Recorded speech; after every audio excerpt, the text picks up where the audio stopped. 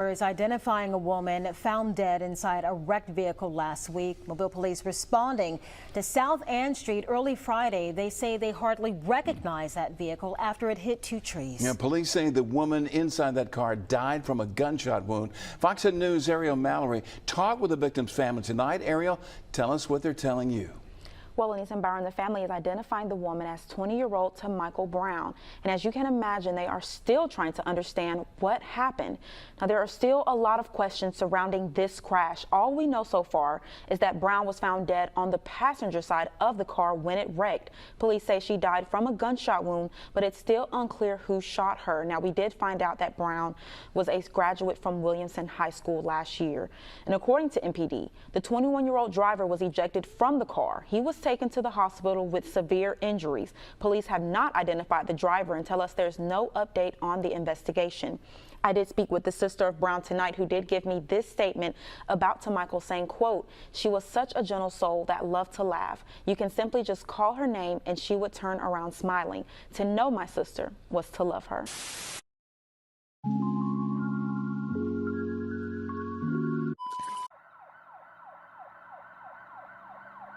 Just before 8 a.m. on December 1st, 2023, 20-year-old Tamichael Brown was found inside of a wrecked vehicle after she and an unnamed driver who was ejected from the vehicle were involved in a car crash.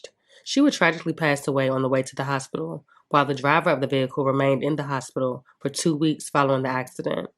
There were many speculations as to how and why Tamichael passed away, with an autopsy report pointing out that she was in fact shot before the vehicle crashed, leading many to believe that Tamichael had in fact been murdered. During questioning, the driver confessed that the two had been arguing before the crash. However, he never mentioned the use of a gun. Roughly 3 weeks after the crash, police would officially release the name of the unknown driver as Tamichael's boyfriend, 21-year-old Keeman Marcellus Tover. Although the length of Tamichael and Keeman's relationship has not been confirmed, Facebook posts made by Keeman alluded to the fact that the two were involved as far back as October of 2020, where he posted, "I love Tamichael to death. This is my last relationship. If this don't work out, I swear to God." Mind you, this is a 21-year-old and a 20-year-old involved in this relationship.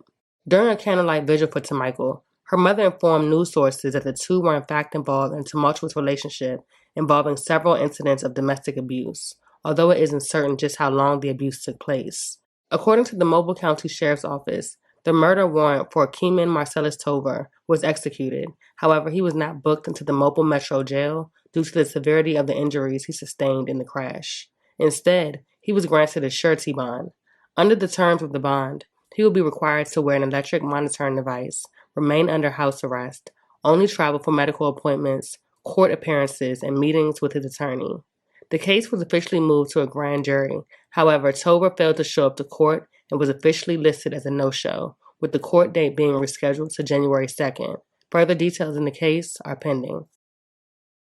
The driver thrown from his vehicle in that horrific crash on Ann Street nearly 3 weeks ago, now out of the hospital and facing a murder charge. Now, you'll remember police found a woman passenger dead from a gunshot wound. Here's Fox 10's Lee Peck with the update.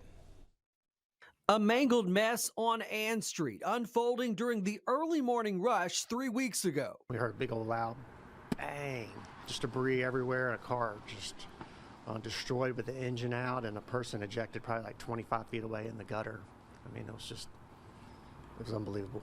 20-year-old Tamichael Brown found shot to death in the passenger seat. The driver ejected, now identified as 21-year-old Keeman Tover, arrested for Tamichael's murder. Hospitalized since the crash, Tover was taken to Metro today, but not booked in. According to the sheriff's office, the jail is not equipped to handle his injuries. Instead, he was released on bond with the following conditions: house arrest with electronic monitoring. He may travel to court appearances, attorney visits, and medical appointments. He's not allowed to possess a gun or have contact with the victim's family. At a vigil the week following her death, Tamichael's mother told us the tragedy was the result of domestic violence. If you're going through it, Lord, this is one of the ways that you go if you don't get out of it. Approaching Christmas, her loved ones now left with memories of the young woman they say was always smiling. She was a people person and she made everybody smile. Somebody was always laughing, from strangers and to people she knows. She always made them smile. The man accused in a deadly shooting last month waiving his arraignment hearing today. Keeman Tover was arrested and charged with murder following a car accident on Ann Street, which resulted in him being ejected from the car. He was originally set to be arraigned last Friday, but the Mobile County Sheriff's Office says Tover was not booked because Metro is not equipped to handle his injuries. Police found 20-year-old Tamichael Brown inside the car. She died from a gunshot wound. MPD says Tover crashed, rushing Brown to the hospital. Investigators say the two were arguing before the shooting. The case now heads to a grand jury.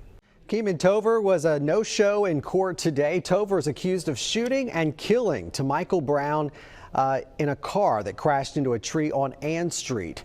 The crash ejected Tover from the car and sent him to the hospital to be treated for his injuries. Investigators say Brown died from a gunshot wound following an argument with Tover. MCSO says Brown was not booked into Metro because they are not equipped to handle his injuries. His arraignment is now scheduled for January 2nd.